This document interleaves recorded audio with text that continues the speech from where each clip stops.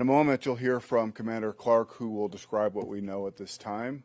But I think it's important to recognize that there were thousands, and I want to thank those thousands of fans that were peacefully celebrating in downtown Denver after the win, and also recognize the officers that you'll see in the video who all ran toward the danger, as they routinely do, placed in the appropriate areas, and were able to immediately respond and address those and render aid to those that were injured. So, Matt.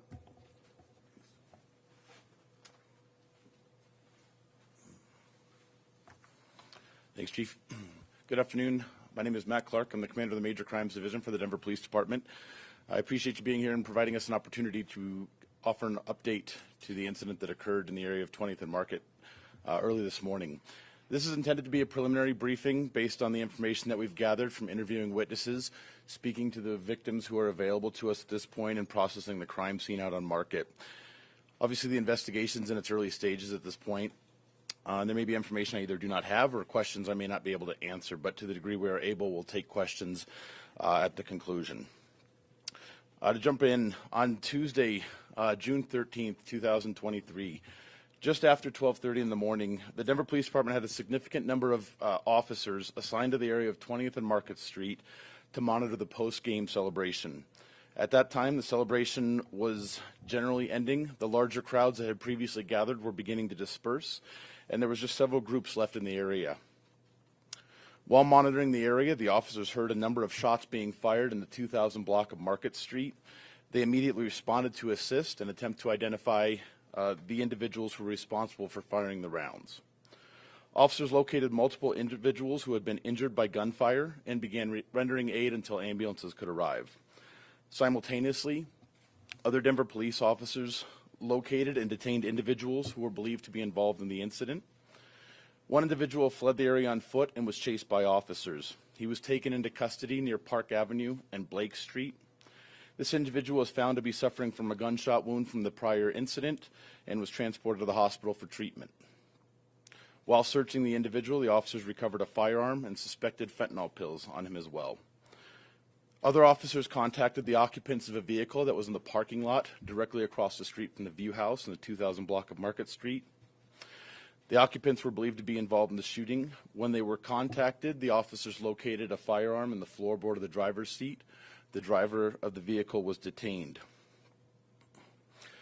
None of the occupants of the vehicle had gunshot wounds. In total, 10 individuals sustained gunshot wounds in this incident. All were adults. 9 were men. We had 1 woman injured as well. All were reported to have sustained non-life-threatening injuries, and I'll let the doctors speak more to their injuries. We recognize it's likely that the individuals who were responsible for shooting, discharging the firearms downtown, were also injured by gunfire, and we're continuing to investigate that. And while we know some of the offenders were injured by gunfire, we also know that several innocent people who were in the area were hit by rounds that were fired. Investigators worked throughout the night processing the crime scene. It appears that multiple firearms were discharged and that at least 20 rounds were fired in that area. In addition to the firearm located at the individual on Park Avenue and the vehicle, the one that was found in the vehicle, 3 additional firearms were recovered by investigators. Additional forensic work will be needed to determine if those firearms were discharged at our scene. Crime scene technicians also located a significant quantity of fentanyl pills in the area that were bundled in several baggies. At this point, we have 2 individuals in custody, and they're in custody on weapons-related charges as we continue to determine what their involvement was and what, if any, injuries they caused by the rounds that were fired. The first individual is 22-year-old Ricardo Vasquez. He's being held for investigation of possession of a weapon by a previous offender, as well as possession of a controlled substance. That was the individual arrested at Park Avenue and Blake Street. We also arrested 33-year-old Raul Jones. He's being held for investigation of possession of a weapon by a previous offender, and that's related to the individual who was in the vehicle. And we'll provide all these names and spellings after the briefing. The investigation is ongoing. We've been in regular communication with the Denver District Attorney's Office, And as we better understand the involvement of the individuals, the two that I previously mentioned, as well as anybody else that we identify, additional charges will be pursued if appropriate. Members of the Denver Police Department's Victims Assistance Unit will continue providing support and assistance to the injured victims as they recover. Investigators interviewed multiple witnesses last night. I appreciate the cooperation and the willingness to provide information by those people who have done so. This will allow us to quickly identify and hold the offenders accountable. I would encourage anyone with information about the incident to contact the Denver Police Department or Metro Denver Crime Stoppers. Crime Stoppers offers an anonymous mechanism to report information to law enforcement, and the phone number for Crime Stoppers is 720-913-STOP. If anybody has video of the incident, we are aware there's multiple videos that are out there at this point. We'd appreciate you providing the raw video footage to the police department so we can analyze it. And you can do that by contacting the police department, and we'll provide a link and a mechanism to upload that to us. At this point, I'd like to turn it over to Gary Bershevitz from the Denver Health Medical Center.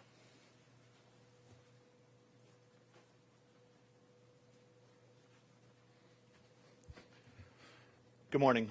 I'm Gary Bershevitz. I'm the Chief Paramedic for the Denver Health Paramedic Division. I want to first start by saying that our ability to respond so quickly to this was truly due to the collaboration of our public safety partners, the Denver Police Department and the Denver Fire Department, and the pre-planning that went into place to make sure that we had resources available during this event. From the moment shots were fired, we had paramedics on scene rendering care within 1 minute of the call. Over the next several minutes, and through amazing care and coordination of a couple command post centers that we had set up to control these resources, we were able to direct six ambulances in, which transported 10 patients to Denver Health Medical Center. At this point, I'd like to turn it over to Denver Health Medical Center surgeon, Dr. Eric Campion.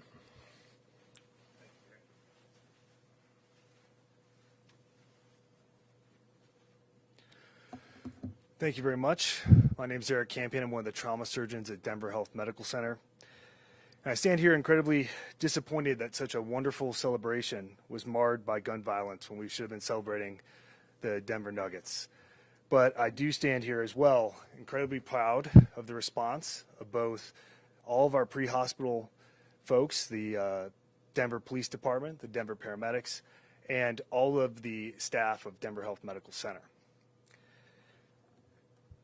Last night, we received 10 patients in a very short period of time to Denver Health Medical Center. We're able to rapidly triage these patients, identify which were the most seriously injured, and get them rapidly to the operating room, of which 4 patients required immediate emergent surgical intervention. Out of the 10 patients, we still have 5 patients remaining in the hospital. All patients, to my knowledge, are in fair condition. I would like to emphasize that while receiving 10 gunshot wound patients at the same time is a challenge for any medical center, Denver Health is the level 1 trauma center for both the city of Denver and the greater Rocky Mountain region. This is something that we drill and prepare for on a weekly and monthly basis. And I couldn't be more proud of the response of all of our paramedics, all of the emergency department staff, operative room staff, surgical surgeons, as well as our anesthesiologists and intensive care unit staff and all of the nurses. So thank you very much. I appreciate it. Turn it over to our public safety. Thank you. Good morning. I'm Armando Saldate III, Executive Director of Public Safety here in Denver. I wanted to start by adding some words from Mayor Hancock. Mayor Hancock was at the game last night. I was keeping him briefed as we prepared for the game and the planning around our safety plan for the game through the night and early this morning. He was not able to attend this morning's briefing because he is on city business travel, but prior to getting on a plane, I did provide him an up-to-date briefing similar to what we're going through today. Also, I had the opportunity to brief Mayor-elect Mike Johnston this morning, also around the events of last night. All of us share the concern about this, the concern about gun violence in our community. Such a great event marred by some senseless acts of violence that we see far too common. Conflict, needless conflict being settled or where guns are produced and then gunfire and violence. But one thing that I wanted to assure everyone, and I wanted to assure our community, we put everything in place to prevent serious things happening for a safe event. These are the same types of plannings that we've done for Major League All-Star games, what we've done for Avs victory parades, but we all know it's different and we learn from each one. Our response from each one has been different, and we try to learn, adapt our tactics to provide safe venues for that. We had been preparing as a city and as not only a police department, but a department of our public health paramedics, fire departments, DOTI, all sorts of city resources, a coordinated plan. We had hundreds of officers deployed last night for our plan, for the effectiveness of our plan. I received plenty of positive feedback of officers celebrating with our fans and the thousands that did celebrate peacefully. It was really great to see. It was great to see for our city. We were in a command post last night, Chief and I and his executive staff, but we were also represented by much more than just our departments. We had our local departments that were there that were helping us, assisting us, our sheriff department, who played a critical role for us, our fire department. We had it all, and unfortunately we also had it on video, and we're going to cue up the video to show you all here in a second of kind of the incident as it happened. But we were watching as it transpired, and as the chief and Commander Clark described, after midnight where it devolved into some physical fights and then ultimately shootings. I'll tell you, it was a very chaotic scene. I've been in a lot of command posts through my 30 years in this business, and this was one of the more chaotic scenes, but it was also very well managed because we had every resource available and we were well coordinated. I was just giving compliments to our Denver health partners about, I had two paramedic staff in front of me that were helping us. As victims were pouring in, you could only imagine the chaos that ensued around trying to count the number of victims we had and get the right emergent medical care. As you will see in the video, you're going to see very heroic response by our Denver police officers. Unfortunately, we know what has happened when you have gunfire in a large crowd in Lodo. We've seen some very negative consequences of that. As I said, we've learned from our training and our tactics and our experience, and that response was evident. You saw police officers, when gunfire and shots rang out, several shots, you will see our officers all run without hesitation towards those shots, rendering care immediately, life-saving care, and then our paramedics and fire officials getting there and doing life-saving care. I also got to commend the world-class care at Denver Health Emergency Room and the doctors there. I've spent far too often in the hospital lately with our own injured officers that have been shot in the line of duty. I see the incredible care and concern that the nurses, the staff, and the trauma care that they provide our citizens, and we are in good hands with them. And they truly perform life-altering and life-saving, and I'm truly thankful for that and that partnership. So right now we're going to bring up Commander Clark. He's going to show you some of our Halo footage. Halo is our overhead cameras, and as Commander Clark said, the investigation will also be looking for other like businesses and venues that have video, and obviously our community that has video, we hope to share those with you. We also have queued up for release some of these videos for you after this. So Commander Clark, thank you.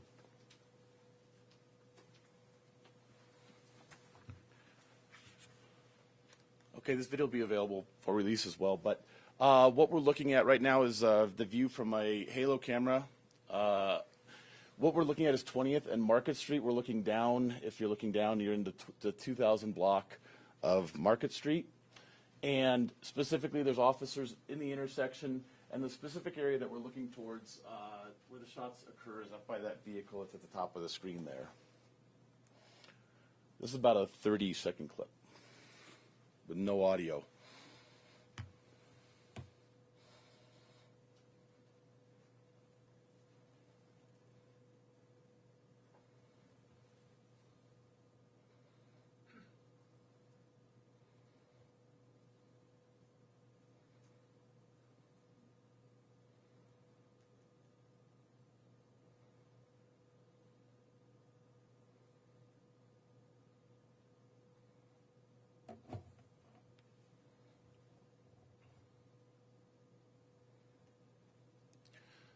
So it's tough to make out specifically what's happening, but again, the action's occurring within several feet, just down the street from where the officers are. The multiple shots, at least 20 rounds are fired. And then the vehicle that's there is where one of the firearms was recovered. Off camera, that's not captured by this halo, an officers can engage in a foot chase and pursue that individual to the location where they take him into custody down on Park Avenue. The other thing that we wanted to show was just to give a perspective. We're still working to understand the motive that ultimately led to the shooting in this case. There appears to be a drug nexus for this. There's several instances of fentanyl being recovered. Specifically at the end, we described 4 baggies or multiple baggies of bundled suspected fentanyl pills, and this was recovered at the scene, and we're still looking to determine who this is associated with.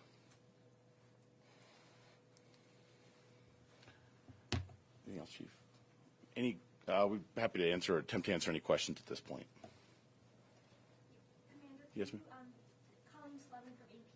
Can you clarify how many of the people arrested are wounded, and how many people overall are possible shooters?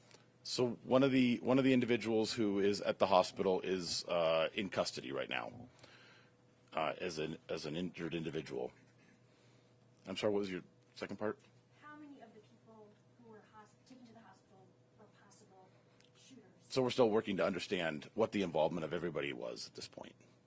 Last year we had celebrations for the Avalanche Parade, and there were maybe a couple hundred people in that exact same intersection, but it was a very different scene than what we had last night. Did you guys prepare in a different manner? Did you prepare in the exact same way? And if so, what was different? What went different? Well, I think we prepared in very much a similar fashion, understanding that we would have a very similar sized crowd, and we did. And we saw many of the things that we saw consistent with the Avs win celebration. What we couldn't have planned for is a drug deal right in the middle of a celebration for an NBA championship. And so, thankfully, we were close enough to be able to respond quickly, take suspects into custody, and tend to those that were wounded. But I think that our planning was appropriate. We did account for things that we saw and experienced last year, as well as things that we may not have been able to see before. Chief, can you expand on that? Mr. Clark talked about a drug nexus. I think that's a drug deal. Can you talk more about what might have been the motive or what sparked this? Does it look like a drug deal? And can you please expand on that more? Well, again, much more investigation to be done, but it certainly does appear to have been a drug nexus. There were quantities of cash. There was a large amount of drugs, as you can see. There does appear to be a collection of individuals who are engaged in some fashion. At some point in time, you begin to see an altercation, and I think at the tail end of that altercation is where shots were exchanged. And so in that particular area that Mr. Clark pointed to, that's where it all started. That's where the fight was. Correct. And that's where the gunfight broke out. Correct. It was not, these were not people who were part of celebration. No. Our strong belief is that this was completely unassociated to the celebration. In the video, we're seeing what looks to me an enormous amount of police officers at that intersection. How many officers are there that we can kind of see in that video at that intersection, and why was there such a concentration of them right there? Well, again, we had a significant presence throughout the downtown area, being responsive to all of the challenges that we had in the downtown area. That particular location at 20th and Market, there had been a very large crowd, very boisterous crowd, peacefully protesting, but we wanted to be there and be a visible presence and also be responsive to anything that may happen. And so that's why you see the large collection of officers. And I would say that there were upwards of 100 officers in that immediate vicinity. Chief, how does this change plans for the parade on Thursday? How does this change the department's strategy to ensure safety? Good question. So certainly, we've been involved in celebration parades before. We're certainly aware of the potential for violence. We'll certainly be prepared for that. I think we have a significant plan. We continue to work with the city to develop that plan and make sure that we're prepared for any instance of violence or anything that goes awry. I think that we're just even more understanding of all of the challenges that could occur, and we'll be prepared to respond. Chief, could you expand on that? There are families who we've heard Yes. from who are now a little bit scared to bring Certainly. You know, I think the thing to focus on is that there were literally tens of thousands of people that were in the downtown area that were peacefully celebrating, and unfortunately, there was a small group of individuals that chose to engage in some illegal behavior, and that went awry, and shots were exchanged. And so certainly we will be even more vigilant, keeping a close eye on crowds and gatherings, and so I believe that we will be responsive to those challenges during the parade. Does it shock you that 10 people who are injured, how many of those were just bystanders happening nearby? I think our strong suspicion at this point is that 5 or 6 of those were completely innocent bystanders, and others had some level of involvement in the altercation. Can you describe the type of firearms that were recovered? They're all handguns. Was this gang related? I think it's a presumption at this point to assume that it was gang related. I mean, I think that there is some gang nexus, but certainly we think that the primary motivation for this gathering was a drug deal. You mentioned that the 2 people who were taken into custody or being questioned had previous offenses and were in possession of a firearm when they shouldn't have been. Are they gang members? No gang members? I'm not familiar with the gang involvement of those individuals that are currently in custody right now, but we do know that there are individuals involved in the incident that do have some gang involvement. When do you think they might be charged? I think that we're going to, very chaotic scene, lots of evidence to collect, lots of witnesses to interview. That work is underway as we speak, and so I can't give you a timeline when individuals will be charged, but certainly we will be looking to move that way very quickly. Did any DPD officers fire the weapons? No, absolutely not.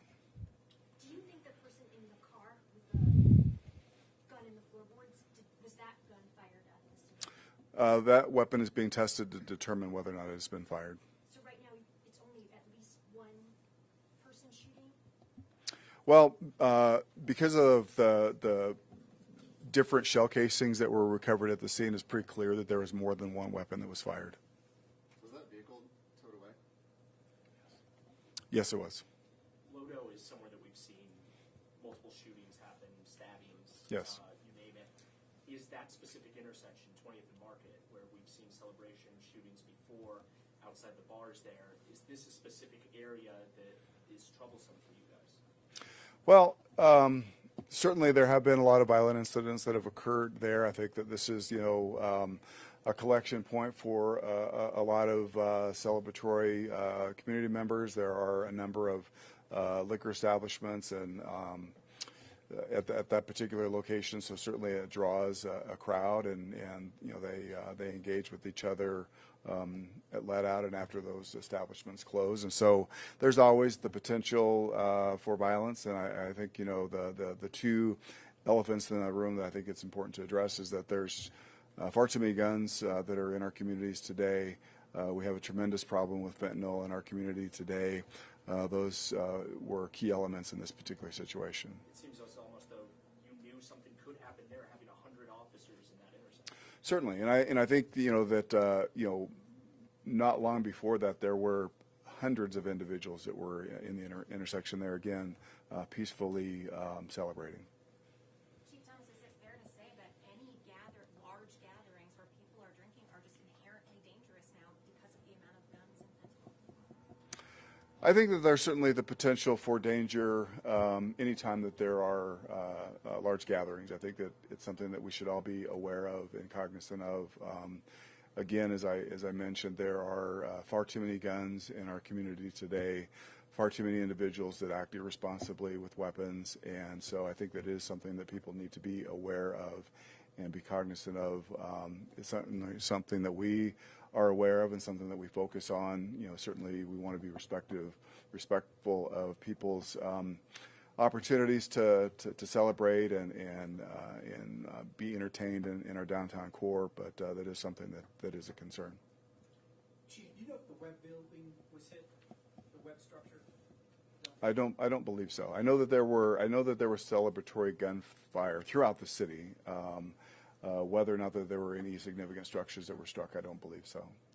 And looking ahead to the parade, talking about the dangers of large gatherings, what would you want to say to people who are I think the answer to that is yes. We believe that we can keep them safe, that we will have a significant presence throughout the parade route. I think that people will be safe. I would encourage people to come down with plans to peacefully celebrate. Certainly, if you become aware of troubling behavior, or if you believe that someone has a weapon, I think that's something that we need to know immediately so that we can respond to that and secure that particular situation. But I anticipate this parade being very similar to last year's parade. Knowing about that immediately, is that just see something, say something to the closest police officer? Yeah, I think that that's always a good tactic. Whether you see a suspicious package, whether you see someone that is handling a weapon, or you see what you believe to be a weapon in someone's possession underneath their clothing or in a container, that's something that we want to be able to look into. Chief Thomas, you're not worried about your response to this, but could you have stopped this? Well, as you see, we were steps away from this incident, and so our mere presence certainly did not stop the incident from occurring. And I can't speak to why those individuals felt emboldened enough to engage in that behavior very near to where officers were gathered. But certainly, I think just illustrates the considerable challenge we have in our community. Thank you. How do you work with businesses? One last question, okay? Oh, I'm so sorry. Very fine. Last question. How did you work with businesses in that area to prepare them for this, and will that strategy be used for those along the parade route? Yes, certainly. So we've been, we're a championship city, so we have been planning for a Nuggets win for a long time. And so we have been engaged with the businesses in the downtown area, making sure that they were familiar with our plan, understood our plan, and were able to help us in any way that they could. Certainly, we understand the businesses down there that have cameras that could be useful to us in any kind of investigation. And the same thing will occur. We've known the date of the parade for a long time. And so we have been engaged in planning, and members of our community, members of our business community have been involved in that planning process as well. Chief, one last question. Were your officers wearing body cameras? Were they activated? And would you consider releasing some of that video and because of public interest, maybe capturing more information that we could spread out there? So the simple answer to all of those is yes. I mean, all of our officers are outfitted with body cameras. All of our officers had their body cameras activated because of the environment that was going on down there. And certainly, if we can identify relevant pieces of video that we'd like to release, just to give greater context to the situation that was going on, we'll do that. Thank you very much.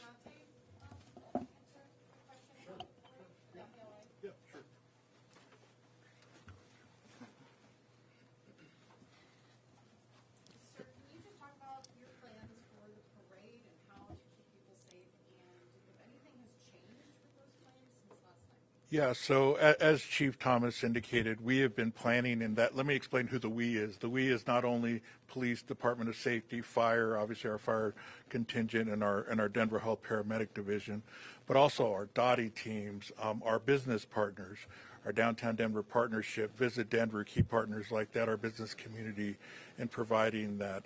We are working. We've been working for quite some time to plan this, our Office of Special Events in the Mayor's office. So it's a large gathering. Well, what we will do now, if there's going to be any different, obviously we're going to rethink and look at things to be doubly sure, especially around crowd management, crowd control, and suspicious behaviors. But we will be well staffed. That's a big thing. As we continue to grapple with our staffing, we've had short staffing for some time since COVID, but we're working through that. We have a lot of folks on extra duty, extra time, overtime coming out to do that. So we'll be well staffed and well positioned. We will have our command post and likely have our emergency operations center activated as well, which brings all people to bear, monitoring halo cameras and all sorts of things. But I also want to reiterate, community members are our best eyes and ears. You all know when you see something, you say something, you report it. So if you see something, you see some undesirable behavior, you see suspicious activity, please report it. It's our intention, and my confidence is that it'll be a very safe event. I'll have my own family there, so I hope that it'll be a very safe event for all, and we're preparing for that. How different is it to have an event that large in the morning versus at Well, it is. It's different. Night and day just brings a whole different element and environment. Also, I don't think we're going to have the folks drinking all throughout, and we all know what sometimes drunken behavior can do to exaggerate some of these things. So hopefully we won't deal with some of those same things. But yeah, obviously at daytime, and I think this will be kicking off around 10 a.m. to around 1 p.m. So I think hopefully that'll add better environment as well. A follow-up question for Dr. Campion, please, if you could. Is it Campion? Is that the way to pronounce it? Just on the nature of the wounds, I don't know what you might be able to talk about how serious the injuries were. You talked that they're in fair condition. Can you tell us just generally, hit the ankle, the head, the chest, or can you tell us a little bit more about that, please? Yeah, I think, based on patient safety, it'd be inappropriate to share specific details, but I think it's safe to say that every patient that went to the operating room had serious and life-threatening injuries. How many surgeries might have been going on at one time, and how many surgery rooms do you have?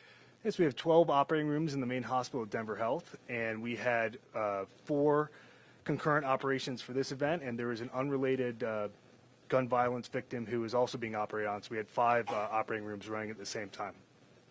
Was that last one you just mentioned from the other shooting last night in Denver? I'm sorry, I'm not aware of where that victim was specifically from.